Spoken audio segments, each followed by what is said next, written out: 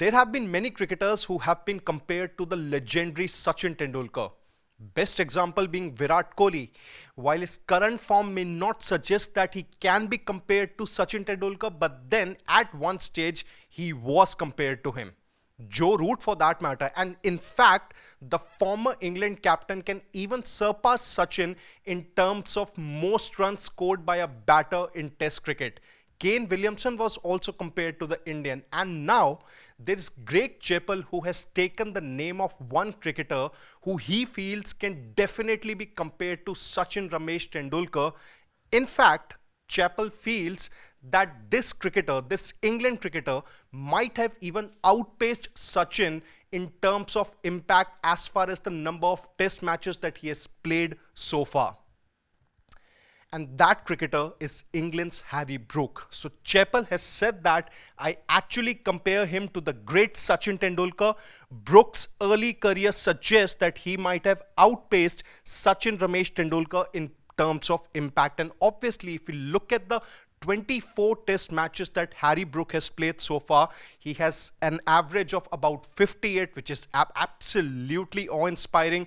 A total of 8 centuries also he has played in different conditions. So that in a way suggests that the way he goes about his game as far as, fast pacing is concerned, fast pacing of an innings is concerned, he definitely ticks that criteria, knowing that modern day test cricket does require for a batter to adapt to such kind of situations.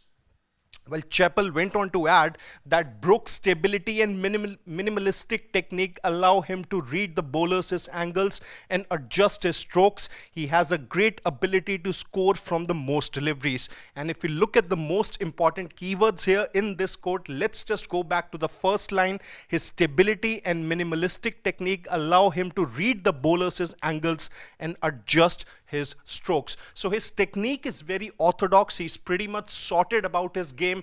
It isn't really unorthodox in comparison to a Steve Smith or a Shiv Narayan Chanderpaul for that matter, although both the cricketers Smith and Chanderpaul were highly effective. They've done great things for both Australia and West Indies respectively, but then in case of Brook, he looks very pleasing to the eye, is a most sorted batter and knows very much as to how he wants to go about his game within the V. Well, Chappell, on the comparison of Sachin and Brook, he said that Tendulkar's early brilliance was to use the bowler's space. Brook has a strikingly similar ability to manipulate the field with different shots. And when he talks about those different shots, they're obviously the wrist shots, the pull shots for that matter, and how he goes about his play within the V also. That in a way just goes on to show that Brook, very early into his test career, is a versatile batter. If we'll take a look at the comparison after the first 24 tests, and why we have specifically taken just 24 tests, because Harry Brook has played 24 test matches so far. So after the 24 test matches, Harry Brook has 2281 runs at an average of 58. That's pretty formidable, and a total of 8 centuries. Now in comparison, Sachin Tendulkar, after his first 24 matches, he scored 1460 runs at an average of 44 with 5 tons. Clearly, Harry Brook is head and shoulders above Tendulkar in terms of numbers here. But then, one thing that definitely goes in Sachin's favor here is that Sachin, very early on in his test career, in the first 4 to 5 years or so, he played against different oppositions and in different conditions, from Pakistan, New Zealand, England, South Africa, Australia, and even at home.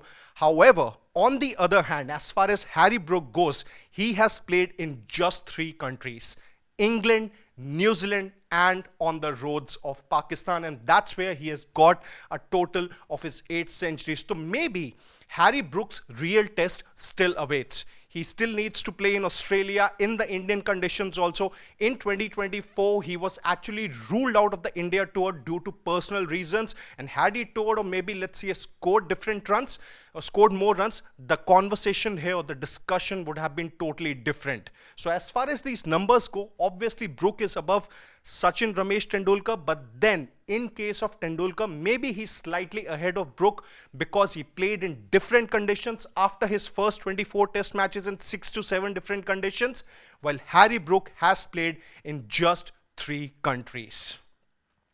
Now, we don't know whether the comparison is fair or not, but one thing is for sure, that Harry Brook looks pleasing to the eye. He has a sorted technique, and come the Australia tour down under later in 2025, the Ashes 2025, and obviously the India tour that's going to happen in a couple of years for now, as far as the England cricket team goes, that's where Harry Brook's real test will lie.